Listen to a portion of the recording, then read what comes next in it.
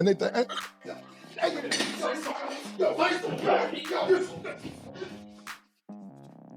world champion Dolo on my hood. What do you think about my father? Great, legend, all time. Top of the line, bro. I just was wondering what happened after. What do you mean? He's there. Rock, the whole family. The whole family's great. Then we got shit. What happened? What happened to you? I'm out. You out where? I'm out, dude.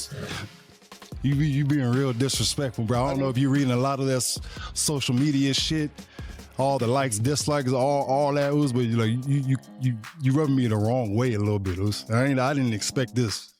I'm a huge fan. Yeah. Sorry.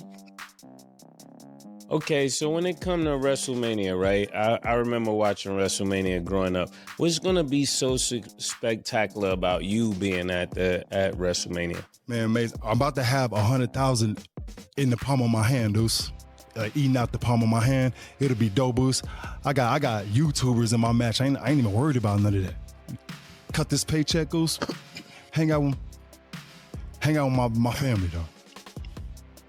Well, listen, Mace. I don't have any more questions. Nick, I'm more mad at you because you keep bringing Saturday WrestleMania niggas here, and you don't bring us a Sunday WrestleMania. Say less, Cam. I ain't got to be here. here. My producer, bro. You keep bringing Sunday. I need a Sunday WrestleMania. I don't smell what the Usos cooking, and at the end.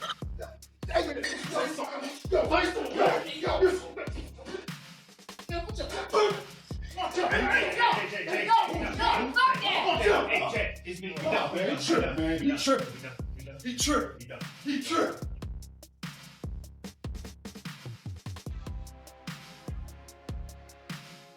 Now you want to go and use me for a publicity tour when you got WrestleMania this weekend. I know I'm the biggest name that you had a fight with in a long time. I'm probably the biggest name that you ever had a fight with because you're not your father. You're not The Rock. You're the weakest nigga in the bloodline. Ooh. What? Well, listen, Mace, I don't have any more questions. Nick, I'm more mad at you because you keep bringing Saturday WrestleMania here and you don't bring us a Sunday WrestleMania. I'm talking to my producer, bro. You keep bringing Sunday. I need a Sunday WrestleMania. I don't smell what the Usos cooking. And then man,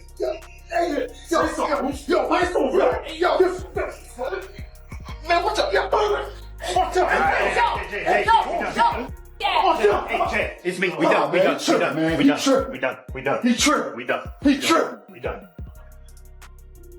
Yo. Things went left fast on It Is What It Is, and it caught people slipping in a slick way. 1 second, Camron just sitting there, talking regular calm vibe like any other segment. Then, boom, everything flips out of nowhere. Jey Uso pulls up and snatches Cam straight out the chair, no warning. It felt like a scene straight out of Paid in Full, the way it popped off so sudden and dramatic. The whole moment looked wild, quick, sharp, and aggressive enough to make people rewind like, wait, what just happened? But here's the detail people caught. Cam was already counting things down right at the start. That tiny move gave it away that something was coming. So nah, this wasn't random at all. This was lined up and planned from the jump, even if it didn't look like it at first glance. Even with that in mind, the way it played out still had that raw edge that made it feel halfway real. And May standing right there had people talking heavy. Some were like, why he not stepping in?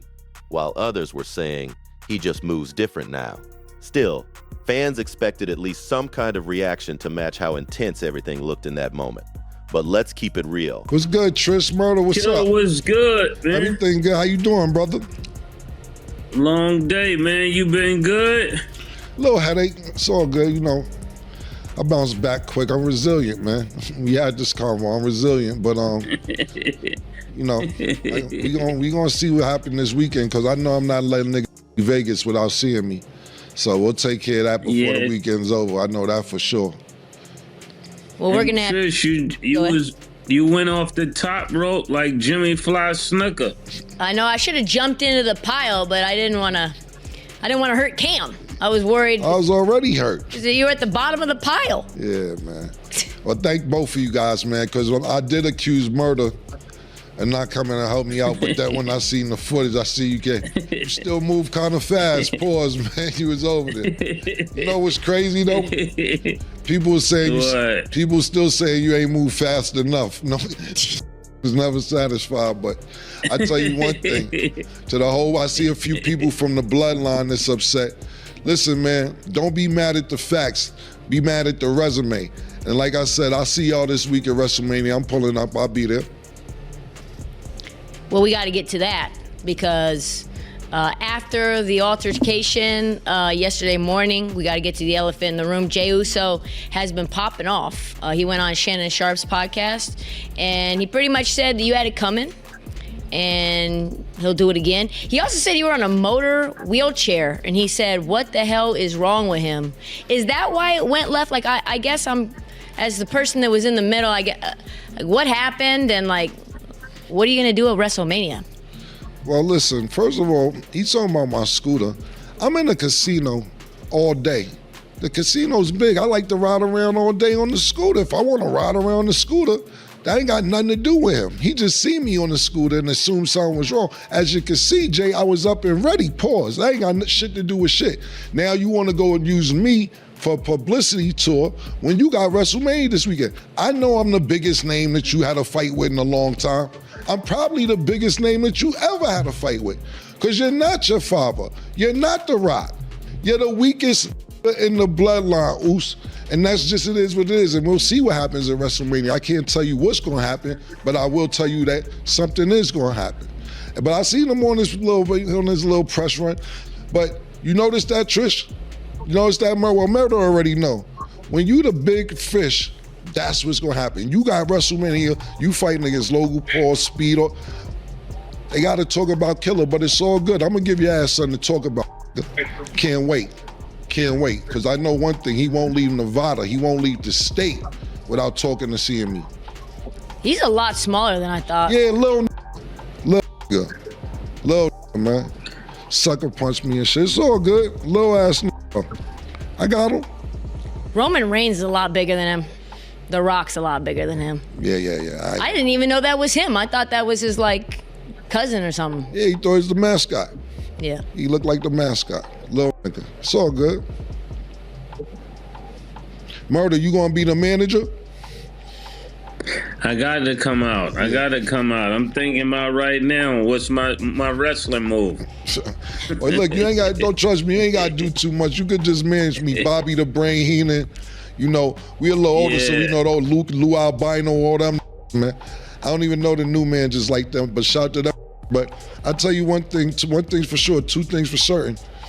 Ass will be kicked, and it won't be mine. And thank you, Trish. I know you here, basically, you know, you're part of the show all year round, but I know you're filling in, and for you to jump up that quick and be on my team, man, I appreciate that, because a lot of other people may not have done that. I'm not sure, but I'm just saying, you move quick, you was on point. All day, every day. I was ready to go Rey Mysterio Jr. on that ass. There you go. You know what I mean? There you go. Hiya! Yeah, because I ain't gonna front. My female friends, they's like, yo, it's Trish for me. That's all I was getting. This moment did exactly what it was built to do. It turned into a viral clip fast, had people talking everywhere, and made that episode feel way bigger than just another show. In today's world, moments like this matter more than anything, and Cam clearly gets it. He's not just staying boxed in with music anymore. He's stepping all the way into entertainment mode, from interviews to viral setups, and now even adding that WWE-style energy into the mix. He knows how to keep eyes locked on him. Because at the end of the day, artists can't depend on music alone like before. Streaming money just doesn't hit the same. So plays like this? Yeah, they're calculated and strategic. Now tie this into WrestleMania weekend, and it gets even crazier. You've got hip-hop fans and wrestling fans all tuned in at the same time. That crossover alone boosts everything. So whether people think it was staged or not, one thing is obvious. It worked. Now everybody watching, waiting, asking what happens next after that setup. And this is where things really start turning up, because Camron didn't go quiet after that moment. Not even close. As soon as the clip started going viral, he jumped right back on It Is What It Is and spoke on it directly. He flipped the whole situation into something even bigger. He made it clear fast he wasn't brushing it off, but at the same time, he leaned all the way into that spotlight. Cam started calling out Jey Uso for going on a whole press run saying he's using Cam's name to build hype before the big event. And then he dropped that line, calling him the weakest in the bloodline, even bringing up names like The Rock just to push that comparison and stir things up even more. Now that right there had people talking instantly because it didn't even sound like a joke anymore. It sounded like he was lining something up. Cam came off serious like this was bigger than just talk. He even spoke on the whole scooter situation, saying nothing was wrong at all. He just moves like that when he's in big environments. He made it clear he was good, standing firm and not backing down from anything. Then he pushed it even further and said it straight. I'm pulling up, talking about WrestleMania weekend in Vegas. That's when people really locked in, because now it's not just a viral clip anymore. Now it's turning into a full storyline. You could hear it in his tone too. This wasn't just content talk when he said he's not leaving Nevada without seeing him. That right there confirmed he's planning to show up and make something happen, scripted or not. That kind of talk builds real anticipation fast, and at the same time, the people around him were reacting, laughing, replaying the moment, even comparing it to wrestling moves. That whole vibe felt like a mix of real tension and pure entertainment, and that's exactly what keeps people glued in. That balance is the real key behind why this moment keeps growing. Cam flipped this situation perfectly. What started as him getting pulled out of his chair now turns into him controlling the narrative, calling the shots, and setting everything up for what's next. Because now it's not about what already happened, it's about what's about to happen when he really pulls up on that stage. As the conversation kept going, you could see Cam settling into that moment and turning it into something bigger. The energy shifted from just reacting to building a whole situation around it. He started breaking everything down calm but confident, even speaking on how it all looked from the outside like he already knew people were watching heavy and analyzing every move. When people started questioning why he was on the scooter, he shut that down quick. He kept it simple. He's in big casinos moving around all day, so that's just how he gets from spot to spot. Nothing deeper, no hidden story. But right after clearing that up, he spun right back to Jey Uso and kept that pressure locked in tight. He pointed out how Jey been everywhere. Interviews, appearances, always keeping his name buzzing. And Cam flipped that into straight motivation. In his words, when you the big fish, people gonna use your name to stay relevant. That line right there added layers to the whole situation. Now it's not just about that one moment. It turns into a bigger conversation about status, visibility, and who really wins from all this attention. Meanwhile, the people around him kept feeding into it, joking about how everything played out and how fast certain reactions happened. You could hear them going back and forth, who moved quick, who froze up, and how it all looked on camera. That kind of back and forth made everything feel more real, even if it's still entertainment at the core. It gave the audience different angles to break down instead of just one simple story. Then they started comparing it to classic wrestling energy, throwing in references about jumping off the top rope and imagining how this could really play out if it turns into something bigger on that stage. Through all of it, Cam stayed consistent with his message. He's not ducking anything and he's ready for whatever comes next. He even started talking about possibly having a move of his own, like he's seriously thinking about stepping into that world for real. And that's what makes this hit different, because now it's not just talk anymore, it's starting to feel like a full setup for a real moment. Something that could actually go down in front of a live crowd. Now everything is building toward that weekend, and people are watching close to see if this stays as talk or turns into action. At this point, everything lined up perfectly, and the tension sitting exactly where it needs to be. What started as a wild moment on It Is What It Is has now turned into a full-blown storyline heading straight into WrestleMania weekend. Camron made it clear he's not letting this slide. And the way he's talking, it sounds like he's really planning to pull up and stand on business. He already said something is going to happen, and that alone got people locked in, watching close to see just how far this is really about to go. At the same time, Jey Uso hasn't been quiet either. He's been outside, doing interviews and speaking on it la guitar. That just keeps adding more intensity to the situation. Now, both sides are playing their roles, building that anticipation the way big moments are supposed to feel. And what really makes this hit different is how it's blending two worlds together in real time. You got hip-hop culture colliding with wrestling entertainment, and both sides know exactly how to create moments that grab attention fast. And let's be honest, This timing isn't random at all. Everything lining up right before one of the biggest stages possible makes every move feel calculated. Every quote, every reaction, every appearance, it all feels connected to something bigger that's unfolding. Even the small details matter. The way people reacted in the room, how the clip was captured, and how fast it spread everywhere. All of that feeds into the bigger picture. It keeps people guessing, debating, and coming back for more because nobody wants to miss what happens next. Now the real question is simple.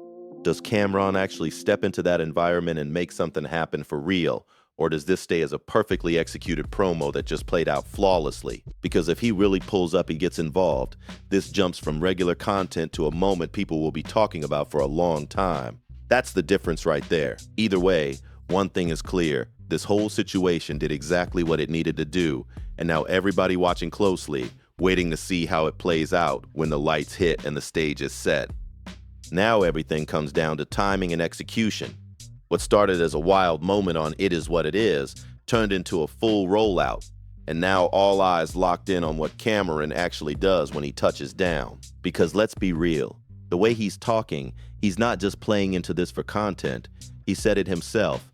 He not leaving Nevada without seeing me, and that line alone tells you something is being lined up behind the scenes. Whether it's a quick pop out, a moment on stage, or something more physical, people expecting something to happen for real. And on the other side, Jey Uso not backing down either. He's been outside, speaking on it, moving around, keeping that same energy alive. That back and forth is what's keeping the tension building heading into WrestleMania weekend. This really one of those moments where entertainment and strategy connect perfectly. Both sides know exactly what they're doing, both sides gaining from the attention, and the audience stuck right in the middle trying to figure out what's real and what's part of the show. And that right there is why this whole situation hitting the way it is. Time to hear what you think. Do you see Camron really stepping into that WWE space and getting his get back? Or is this just a clean, well-played promo leading into the big event? And how did this whole setup feel to you? Was it creative and smooth, or did it look a little too obvious from the start? Drop your thoughts in the comments and let it be known. Hit that like button if you're locked in, and make sure you subscribe to Famar so you don't miss what happens next, because this story might just be getting started.